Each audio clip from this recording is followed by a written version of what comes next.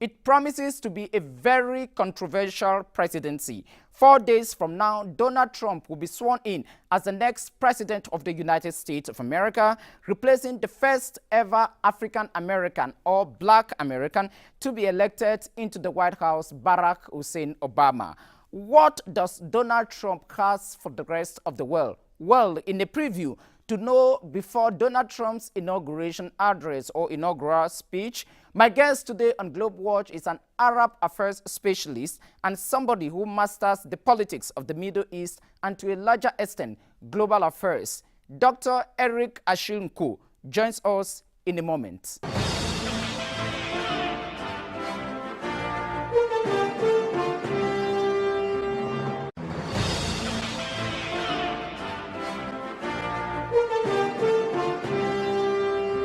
Dr. ACHILLE NKOO, welcome to Globe Watch. Thanks for inviting me. Donald Trump, during his campaign, stated that one of the first problems we have in the world today is Islamic terrorism, which was against U.S. established norm of saying terrorism alone. As a Muslim, was that a source of worry to you? Actually, it is not a source of worry. Why? Because we need to understand Trump's international policy through his, the psychology of his general rhetorics. You know, he has criticized so many countries. He has criticized so many agreements. He has even criticized the domestic politics in the United States. First of all, he criticized the NATO. He criticized the policy of one China. He criticized Angela Merkel. He criticized the Arab world. He criticized the African country. And of course, it is not a worry because, you know, Donald Trump is in the position of questioning any agreement that the United States has signed, which is very normal. It is very normal to condemn terrorism by its form, different forms. But the problem is maybe to try to criticize what Islam is not.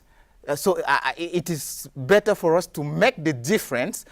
Of course, it is not a worry because, as I've said previously, Donald Trump is criticizing everything. I think the words of Donald Trump went beyond criticism because if you take the statements of his national security peak, Michael Flint, who said, quote, that Islamism is a vicious cancer in the bodies of over 1.5 billion people across the world. And this is an attack on the Muslim community. It is stigmatization and victimization. How do you read that as a Muslim scholar?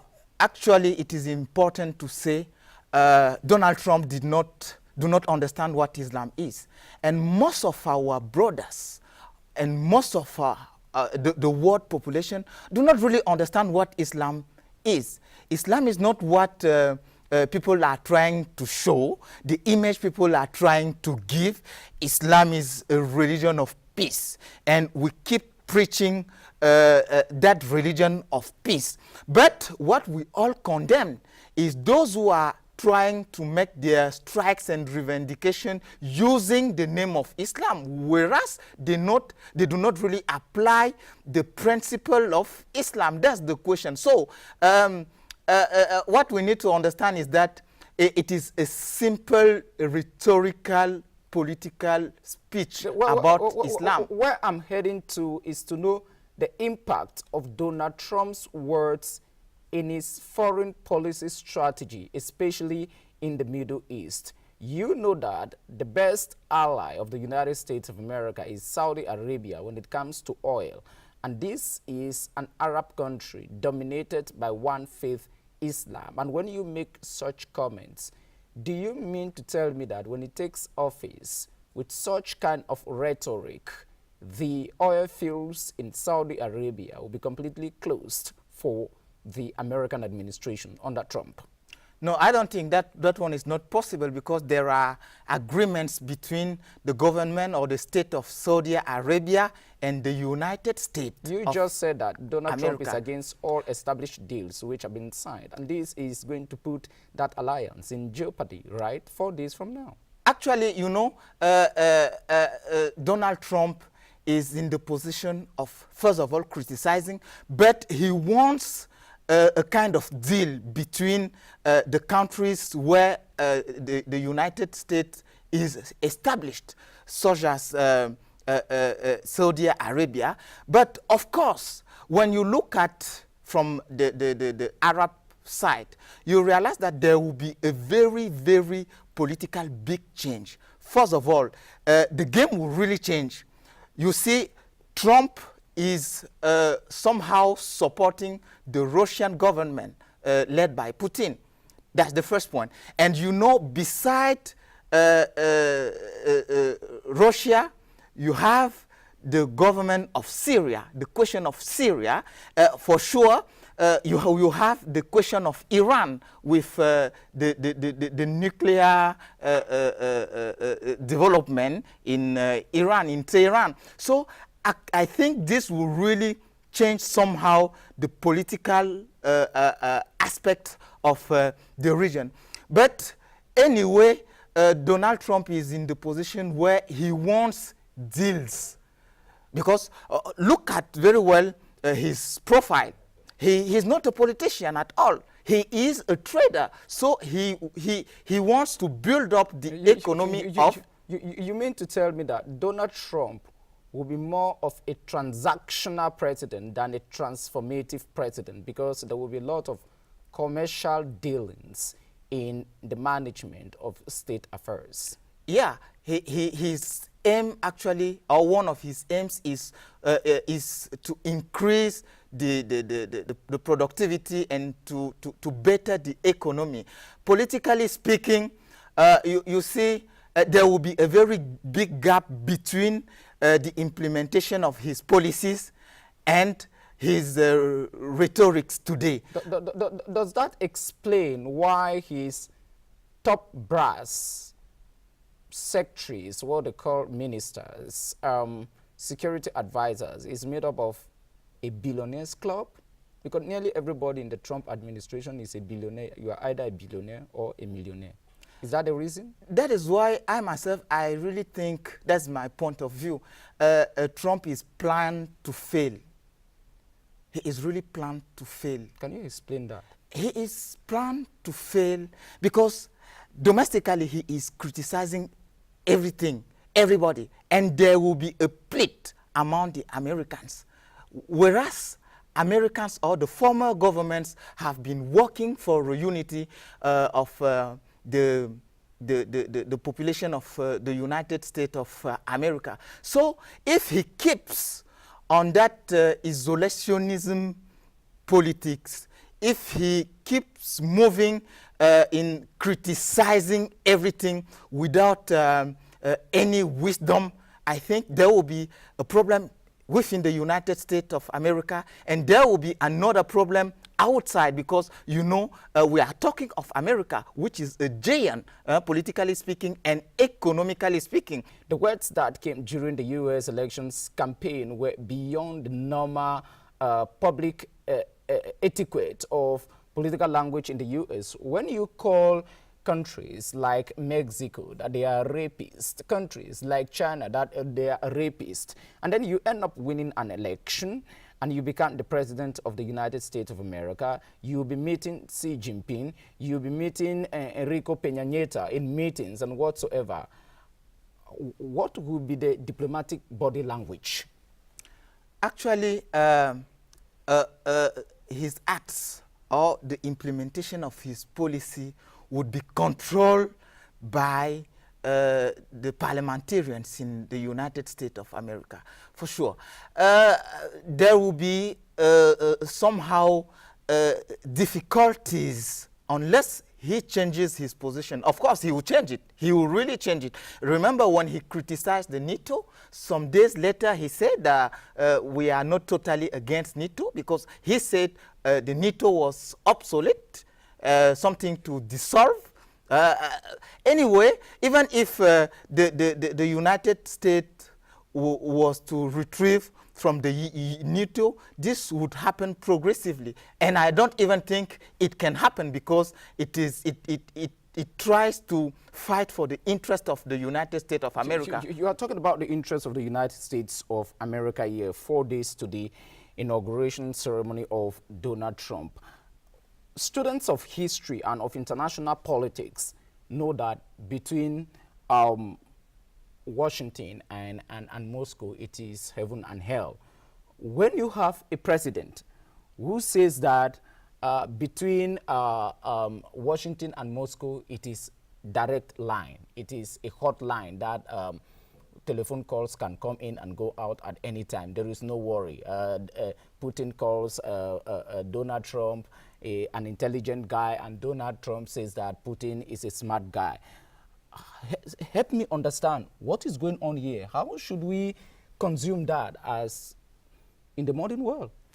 Although Trump is in that position of criticizing everything, but I also think he is very frank. He frankly spoke when he said he admired Putin. Putin is a very strong man, and for sure, one cannot ban him from having relation with Putin. It is normal. They can be friends. There is no problem. If there is any leader on planet Earth Donald Trump has never uttered a word against, is Putin. You and I know that between US and Russia, it is not a well of friends. How do we explain that for people who have never even met each other? Anyway, it is not a problem of friends, but a problem of interest. That is very, very important. If Putin or if Trump can really gain or win the interest of America by being friends with Putin, that is something else. Remember that France, by the time of Nicolas Sarkozy, the kingdom of Qatar had somehow a relationship with the family of President Sarkozy, and this helped the two countries to come closer and work together, and it has given the result we have seen in the world, looking for petrol and other the result is catastrophic. It's not the best. We all know all the scandals of the FIFA 2022 awarding committee, and that it was a fiasco arranged by the Sarkozys and others. The result has not been nice. The result has not been nice. You are right. That is why I'm really afraid, although Trump speaks frankly, I'm really sure he is planned to fail if he keeps moving toward that international policy. Let me ask you a question which most international relations experts have raised.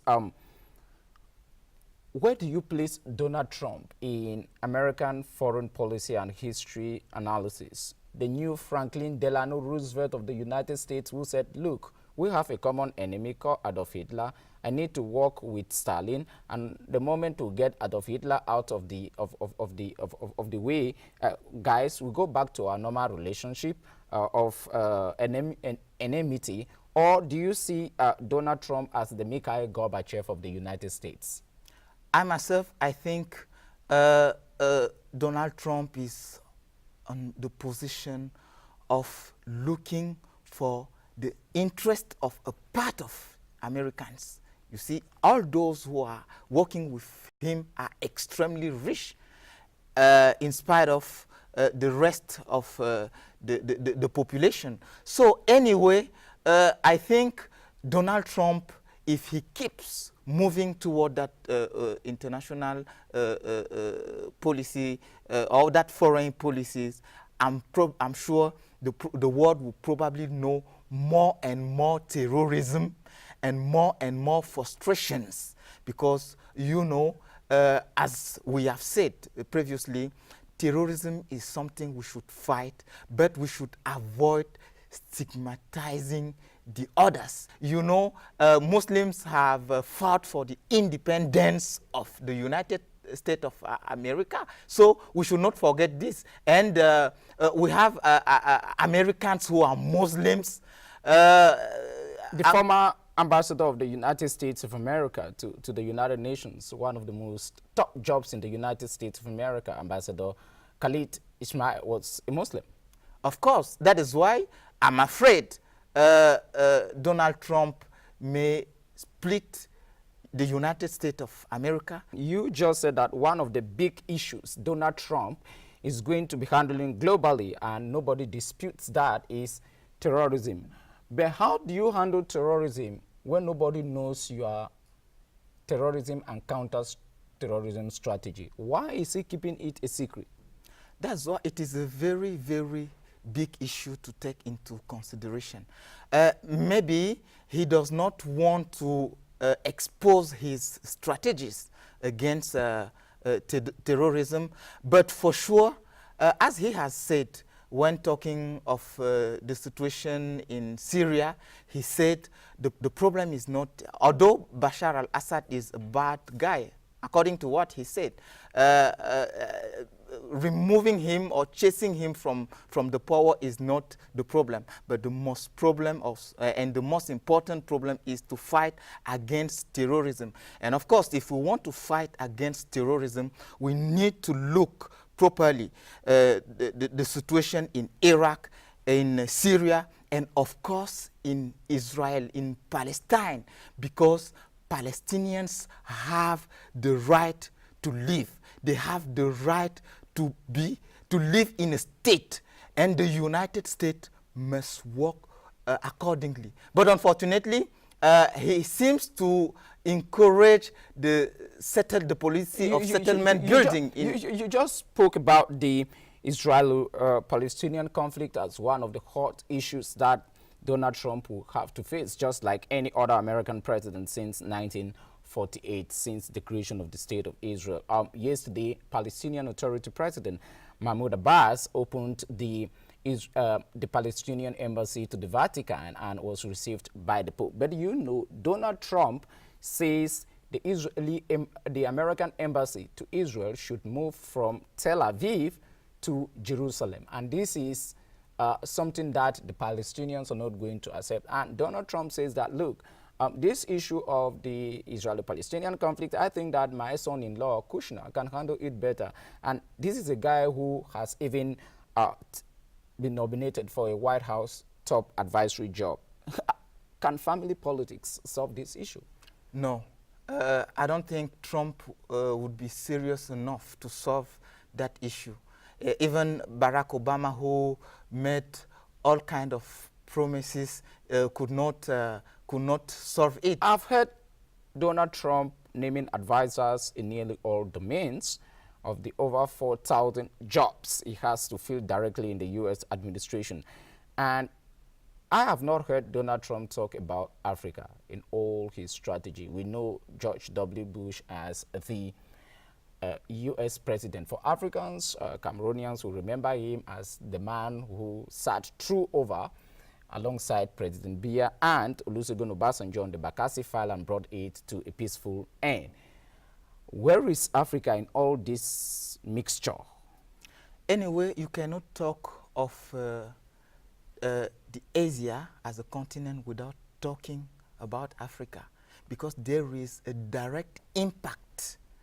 Africa is that continent having different culture, mixed of cultures, and probably it is true. I've read somewhere that he said Africa needs to be colonized again because we know nothing about leadership and so on. So it means, according to him, Africa is not that much important, but although strategically Africa can play a role, like for instance, you have South Africa, you have other countries. Let me put the question this way. 2 years ago, 25% of American oil supply came from Africa, precisely from the West African belt. Chinese investments in Africa are roughly $209 billion as compared to roughly $89 billion from the Americans after the first ever U.S.-Africa summit. And everybody says that the next frontier or future of the world is Africa. And when you have an American president who has no specific, for the moment, African strategy, what can we expect in his inauguration or inaugural speech vis-a-vis the African continent?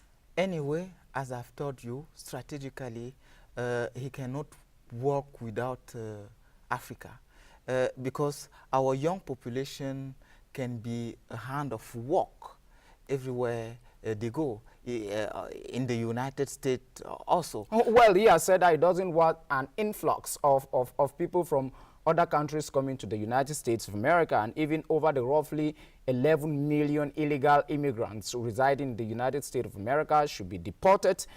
And the migrant crisis is currently going on. And most of them come from Africa. Probably they will have no heaven in the U.S. when Donald Trump is president for the next 4 years. Of course, it is normal to be against illegal immigration. As a president, I think he should have a look on this. But he cannot totally leave aside those who are able to bring their expertise, be it from the America to Africa or from Africa to America. This is a very controversial presidency. Probably the only presidency that did not declare its tax returns before taking office. The Russian elections hacking scandals are not yet over, and both parties, the Republicans and the Democrats, and including Donald Trump's new Secretary of State and Defense Secretary, have all said the Russians are hacked somewhere. The emails scandals of Hillary Clinton are back on the table.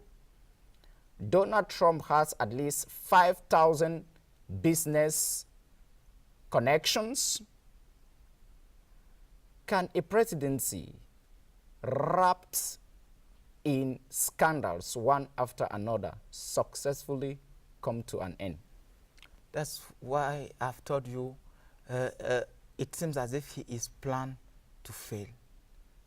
Very controversial elections. You seem to have borrowed the title of my colleague Jean-Bruno Tagny, who wrote a book about the indomitable lions, Programmé pour échouer. Anyway, when I say... and the results of that book are not different today. Yeah, of course, there will be no economic growth unless there is peace, stability in the world. Well, but he has given a lot of restrictions. Look, if you take if companies take their marketing branches out of the United States of America, you expect a 35% border tax, and if you don't respect that, you can expect more. And many companies, including Cartier, including Ford and others, Chinese giant car Japanese car maker giant Toyota, have all said, look, we are going to invest in America. And before Donald Trump comes to office, at least thousands and thousands of jobs have already been created. Yeah, I told you, and it is very important to understand that there will be a very big gap between what he says today and what he will say tomorrow. In his international rhetorics and the implementation of his This is policy. a president of the world's best democracy, according to political scientists, but who refuses to take questions from certain media organizations. Is democracy and freedom of press threatened under Donald Trump?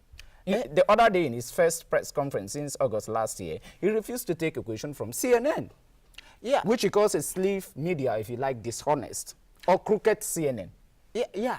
Anyway, I told you, he is. So my colleagues in the US will be complaining of issues of access to information and freedom of information like some of us in most African countries. Of course. We are on the same page now. Of course. He is working towards splitting the American community, splitting the rest of the world. That is why if the Congress is not cautious enough, I'm sure there will be a catastrophe. Dr. Eric NKOO, thank you very much indeed for being guest on Globe Watch. Thank you. You're welcome.